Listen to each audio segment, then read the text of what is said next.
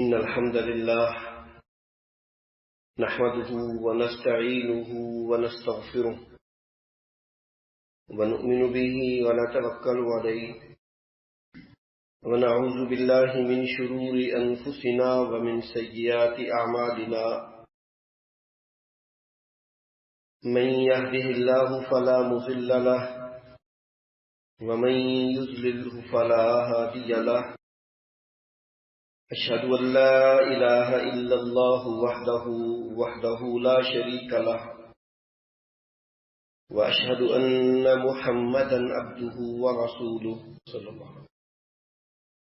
أما بعد فإن خير الحديث كتاب الله وخير الهدي هدي محمد صلى الله عليه وسلم وشر الأمور محدثاتها وكل محدثة بدعة وكل بدعة ضلالة وكل ضلالة في النار.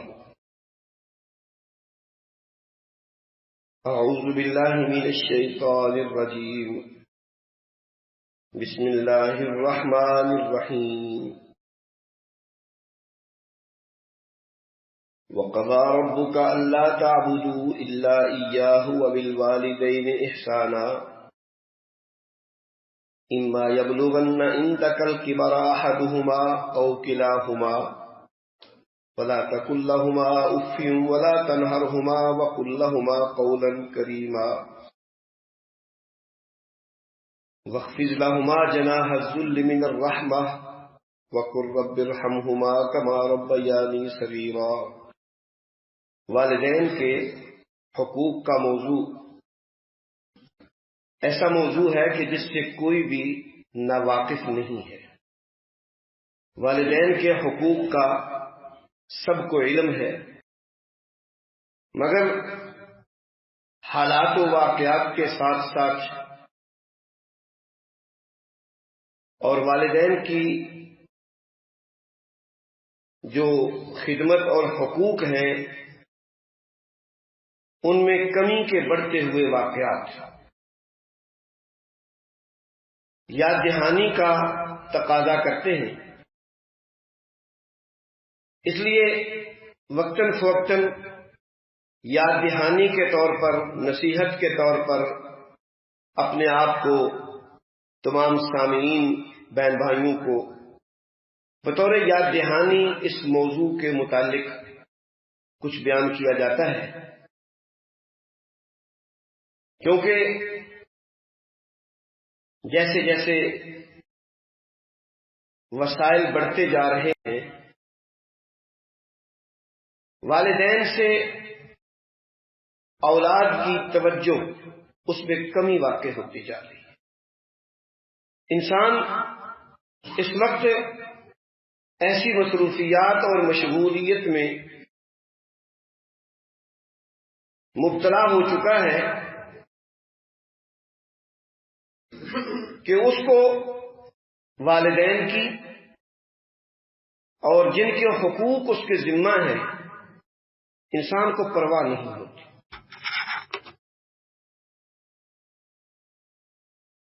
اولاد، بیٹا بیٹی، ان کا حق بنتا ہے کہ والدین کا ہر لحاظ سے خیال رکھیں، لیکن گھر میں رہتے ہوئے بھی اگر والدین تنہائی کا شکار ہو جائیں، اکیلے رہنے لگے، کوئی بیٹھنے والا پاس نہیں ہے، کوئی سننے والا نہیں ہے، تو پھر یہ بہت بڑی محرومی اور بدنصیبی ہے.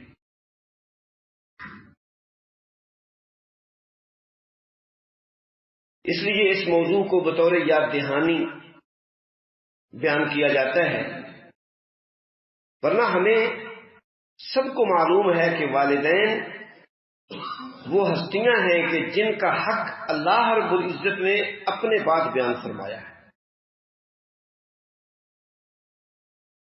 وَقَضَى رَبُّكَ أَلَّا تَعْبُدُوا إِلَّا إِيَّاهُ وَبِالْوَالِدَيْنِ إِحْسَانًا. تیرے رب نے یہ حکم دے دیا ہے، یہ فیصلہ کر دیا ہے کہ عبادت صرف ایک اللہ کی، اور اللہ کی عبادت کے بعد والدین کے ساتھ حسن سلوک۔ اما یبلغن عندک الکبر احدہما او کلاہما، والدین دونوں بڑھاپے کو پہنچ جائیں یا ایک دنیا سے رخصت ہو جائے، ایک رہ جائے، فرمایا کہ ان کے ساتھ حسن سلوک کرو۔ فلا تقل لهما اف ولا تنهرهما، کبھی ان کی کسی بات پر ناگواری کا اظہار کرتے ہوئے زبان سے کچھ نہ بولو تو اتنا بھی اجازت نہیں ہے کہ ناگواری میں اف بھی کرو۔ ولا تنهرهما، کبھی انہیں ڈانٹو نہیں کسی بات پر۔ وقل لهما قولا کریما، اور ہمیشہ اچھی بات، عزت والی بات، احترام والی بات کرو۔ واخفض لهما جناح الذل من الرحمہ، جب بھی ان کے سامنے آؤ، ان کے ساتھ جب بھی بات جو ہے وہ سامنے آئے، آمنا سامنا ہو، گفتگو ہو، بڑی نرمی کے ساتھ اپنے پہلو کو جھکا کر بات کریں، اور ان کے لیے ہمیشہ دعا کرتے رہیں، رب ارحمہما کما ربیانی صغیرا۔ اے اللہ، جس طرح ہم چھوٹے چھوٹے تھے، بڑے ہی کمزور تھے، ہم اپنا آپ سنبھال نہیں سکتے تھے، پہلو نہیں بدل سکتے تھے، اپنے آپ کو تکلیف دینے والی، نقصان دینے والی چیزوں سے بچا نہیں سکتے تھے، ہم کھانا نہیں کھا سکتے تھے، پی نہیں سکتے تھے، ہم اپنی قضائے ضروریہ میں اپنے جسم کو صاف بھی نہیں کر سکتے تھے۔ یا اللہ، جس طرح والدین نے ہماری تربیت کی، ہمیں پالا، اے اللہ ہمارے والدین پر رحم فرما۔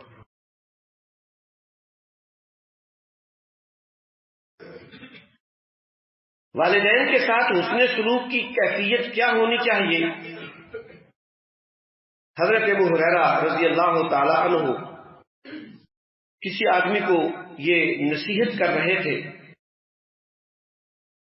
فرمایا کہ جب تم اور والدین کہیں راستے پہ چل رہے ہو تو لا تمشی امام ابیک،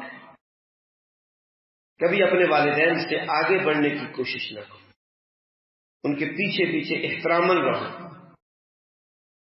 لا تجلس قبلہم، کہیں بیٹھے ہوئے ہو تو ان کے آگے نہ بیٹھے۔ ولا تدعوہ باسمہ، کبھی اپنے ماں باپ کا نام لے کر نہ پکارو۔ یہ حسن سلوک کی ایک کیفیت بیان کی گئی ہے۔ اللہ، اور پھر والدین میں جو حق ماں کا ہے، ظاہر ہے کہ اس کا کوئی بھی مقابل نہیں ہے۔ اللہ کی مخلوقات میں جو ماں کا حق اولاد پر ہے، اس کا کوئی مقابل نہیں ہے۔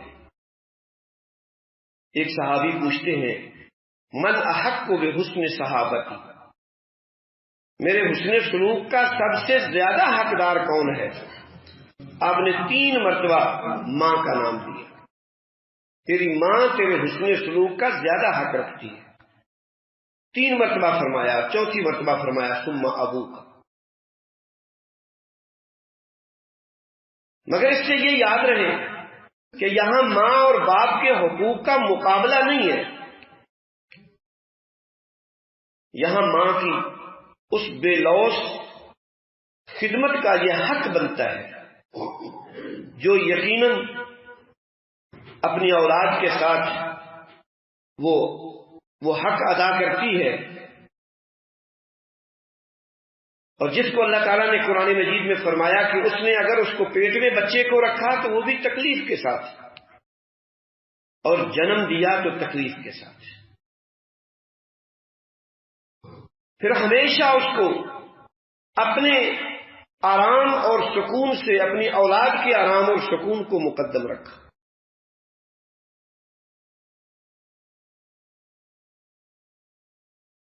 حضرت عائشہ رضی اللہ تعالی عنہا بیان کرتی ہیں، اللہ کے رسول صلی اللہ علیہ وسلم گھر تشریف لائے تو حضرت عائشہ رضی اللہ تعالی عنہا عرض کرتی ہیں کہ آج ایک عورت آئی تھی میرے پاس، اس کے پاس اس کی 2 بیٹیاں تھیں. اس نے کہا کہ میری بیٹیاں بھوکی ہیں، کوئی چیز کھانے کو ہے تو دے دیجیے. حضرت عائشہ رضی اللہ تعالی عنہا کہتی ہیں کہ میرے پاس صرف 1 کھجور تھی، 2 بھی نہیں تھی. میں نے وہ کھجور اٹھائی اور اس عورت کو دے دی.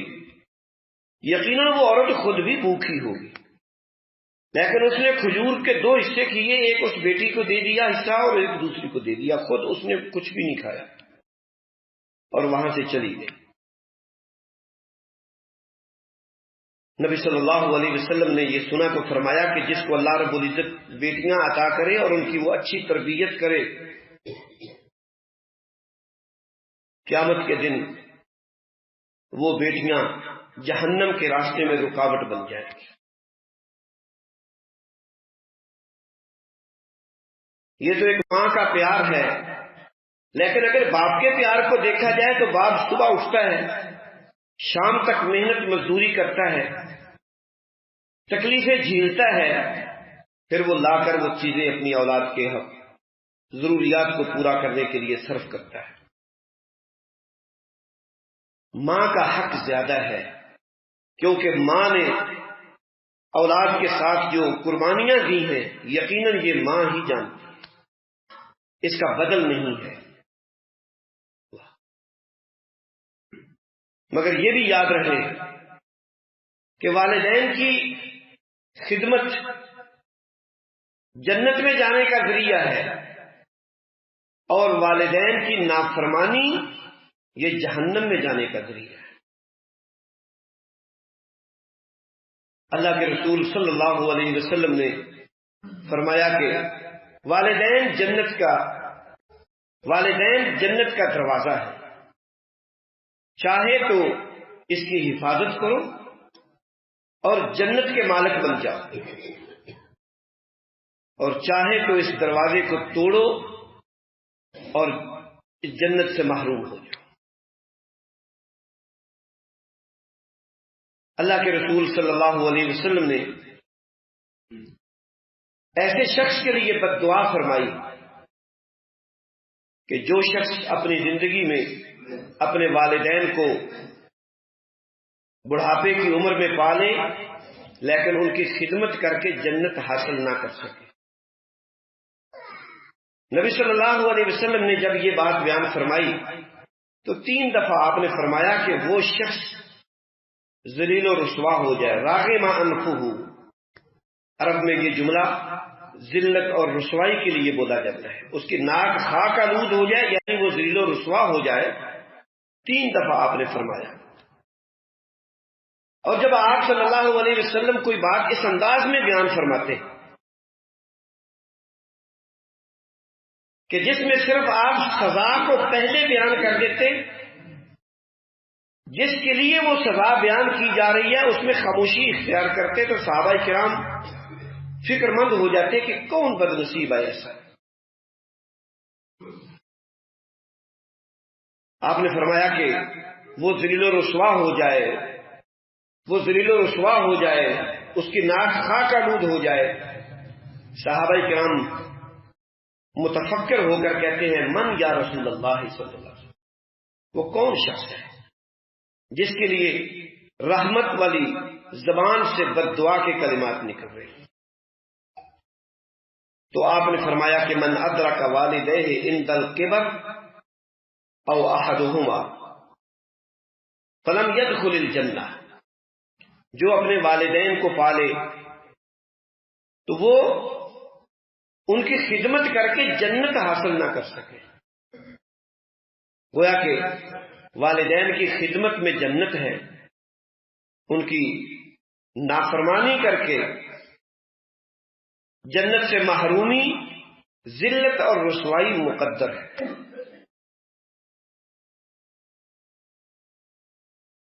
اللہ کے رسول صلی اللہ علیہ وسلم سے حضرت عبداللہ بن مسعود رضی اللہ تعالی عنہ سوال کرتے ہیں کہ بتائیے کہ ای الاعمال احب الی اللہ، اللہ کو کون سے اعمال زیادہ پسندیدہ ہے؟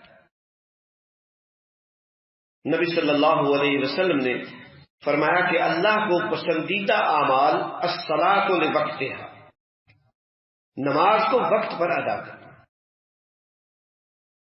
اور قیامت کی علامات میں سے فرمایا کہ لوگ نمازوں کو ضائع کریں۔ پوچھا گیا کہ نمازوں کو ضائع کرنا کیا ہے؟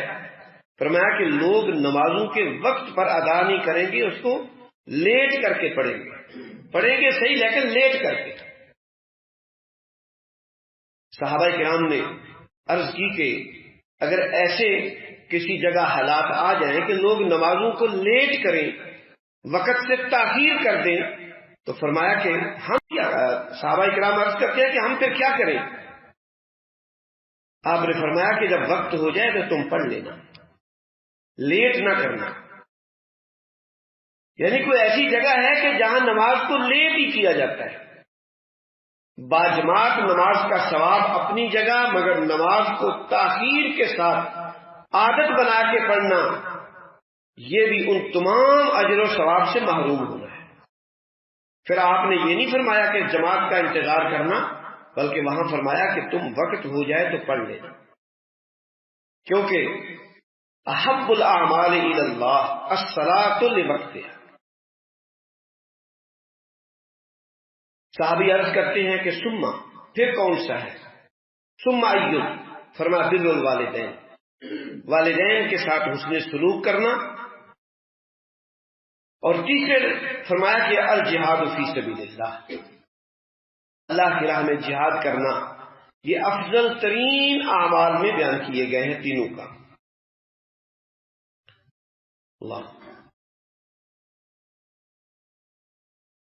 اللہ کے رسول صلی اللہ علیہ وسلم تشریف فرما ہے، ایک صحابی آئے، عرض کرتے ہیں اللہ کے رسول صلی اللہ علیہ وسلم میں جہاد میں شریک ہونا چاہتا ہوں۔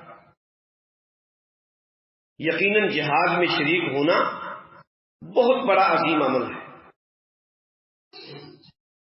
نبی صلی اللہ علیہ وسلم نے فرمایا کہ احی والدہ، کیا تیرے والدین زندہ ہیں؟ تو وہ عرض کرتے ہیں کہ جی اللہ کے رسول صلی اللہ علیہ وسلم نعم۔ فرمایا ففیہما فجاہد، ان کی خدمت کرو، انہی میں جہاد کرو۔ یہ ایسی کیفیت ہے کہ جب کسی ملک کے اوپر حملہ نہ ہو جائے، حالات نارمل ہوں، سرحدوں پر معاملات جاری ہوں، ایسی کیفیات میں اگر والدین کو خدمت کی ضرورت ہے تو یہ اس سے بھی بڑھ کر عمل ہو جاتا ہے۔ اور ایک بڑی ہی اہم حدیث اللہ کے رسول صلی اللہ علیہ وسلم کی، نبی صلی اللہ علیہ وسلم کی خدمت میں ایک آدمی آتا ہے اور آ کر عرض کرتا ہے اللہ کے رسول صلی اللہ علیہ وسلم، وہ صحابی مدینہ شہر کے باہر کا رہنے والا تھا، عرض کرتا ہے کہ میں چاہتا ہوں کہ میں اپنے گاؤں سے، اپنے علاقے سے ہجرت کر کے مدینہ آ جاؤں، لیکن جب اس ارادے سے میں مدینہ کی طرف روانہ ہوا ہوں تو میرے والدین رو رہے تھے، وہاں جگہ چھوڑ کر یہاں آنے پر میرے والدین خوش نہیں تھے، میں ان کو روتا ہوا ہی چھوڑ کے آیا۔ اللہ کے رسول صلی اللہ علیہ وسلم نے فرمایا ارجع الیہما فارضکہما، پہلے واپس جاؤ، ان کو راضی کرو، جب وہ تجھ سے راضی ہو جائیں، وہ ہنسیں تو پھر آنا، ان کو ایسے راضی کرو جیسے تم نے ان کو رلایا ہے۔ یقیناً اس صحابی کا ارادہ یہ تھا کہ مسجد نبوی کے قریب ہوں گا، اللہ کے رسول صلی اللہ علیہ وسلم کی زیارت کروں گا، آپ کی باتیں سنوں گا، زیادہ اجر و ثواب کے حصول میں والدین کو ناراض کر دیا، والدین اس کے جانے پہ رو رہے تھے۔ فرمایا کہ جیسے رلایا ہے ایسے ان کو ہنساؤ پھر عمل کرو۔ نیکی کا کوئی بھی کام ہو، والدین اگر ناراض ہیں، والدین کو خوش کرنا لازم ہے، راضی کرنا ضروری ہے۔ ہاں اگر والدین کسی ایسی بات کا کہیں جو اللہ کی صریح نافرمانی ہے یا شرک ہے تو پھر اس کام میں والدین کی اطاعت اور فرما برداری کو لازم نہیں کیا۔ فرمایا کہ لا طاعت لمخلوق فی معصیت الخالق، اللہ کی نافرمانی کر کے مخلوق کی فرما برداری یہ نہیں ہے۔ وَإِنْ جَاهَدَاكَ عَلَىٰ أَن تُشْرِكَ بِي مَا لَيْسَ لَكَ بِهِ عِلْمٌ، اگر والدین شرک کا کہیں تو پھر فلا تطعهما، لیکن اس کیفیت میں بھی ضروری ہے کہ ان کی وہ بات نہ مانی جائے مگر حسن سلوک، ادب و احترام اسی طرح ملحوظ رکھا جائے۔ اللہ، اسی طرح اللہ کے رسول صلی اللہ علیہ وسلم نے فرمایا کہ جو شخص یہ چاہتا ہے کہ اس کی عمر میں برکت ہو، اس کے رزق میں اضافہ ہو، فلیصل رحمہ، وہ صلہ رحمی کرے، اور صلہ رحمی کے سب سے زیادہ حقدار والدین۔ انسان کے اوپر زندگی میں بڑی پریشانیاں آ جاتی ہیں، اور پریشانیوں میں انسان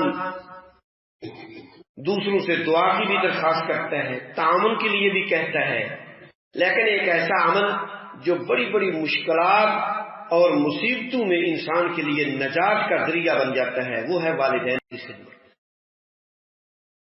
مشہور واقعہ صحیح بخاری میں کہ 3 آدمی ایک غار میں پھنس جاتے ہیں، نکلنے کا کوئی راستہ نہیں ہے، باہر کسی کے ساتھ رابطہ ممکن نہیں ہے کہ کسی کو کہہ سکے کہ ہمیں اس مصیبت سے نجات دلاؤ۔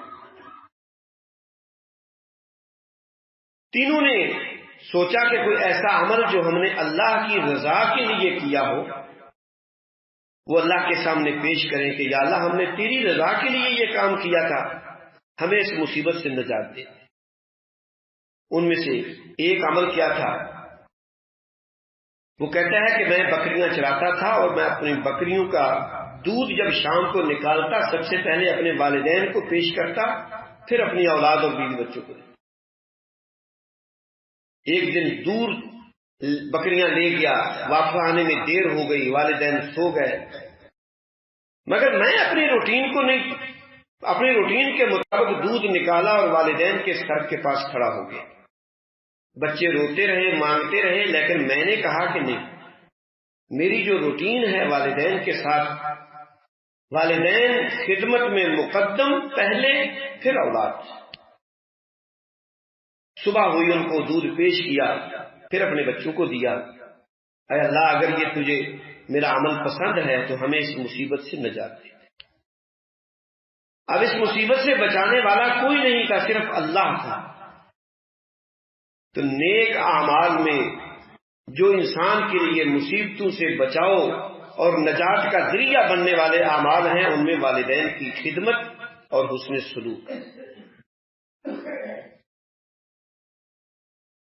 یقیناً والدین بھی انسان ہیں، ان سے بھی کمیاں، کوتاہیاں اور غلطیاں ہو جاتی ہیں، مگر اس کے باوجود ان کے ساتھ بدسلوکی کا کبھی انسان ارتکاب کا سوچے بھی نہیں۔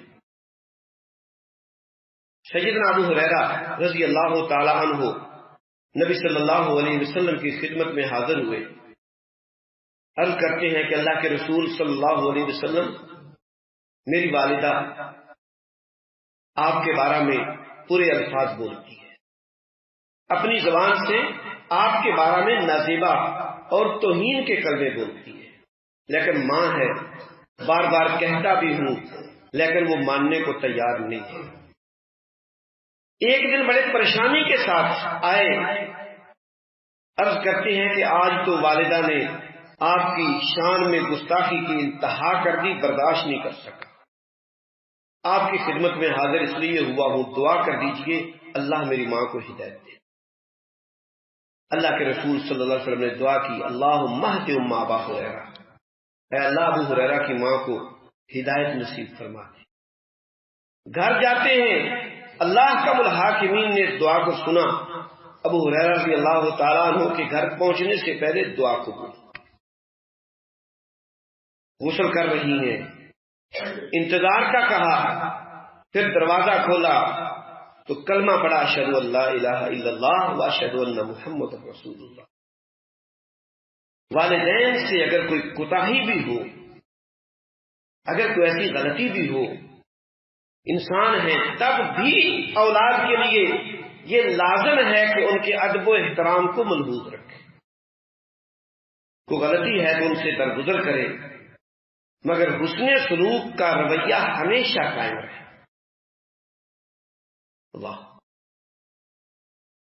اللہ کے رسول صلی اللہ علیہ وسلم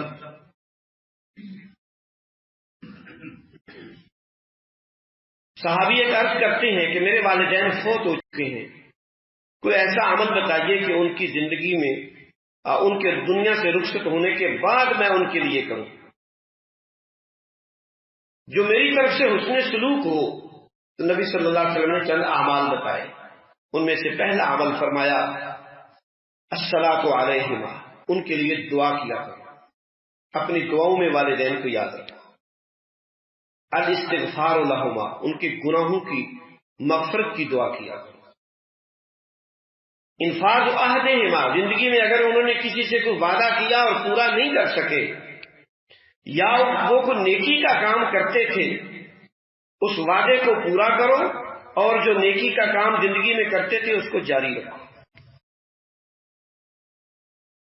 والدین کے رشتہ داروں کے ساتھ حسن سلوک کرو، اور ان کے اگر دوست ہیں تو ان کی عزت اور احترام کیا کرو۔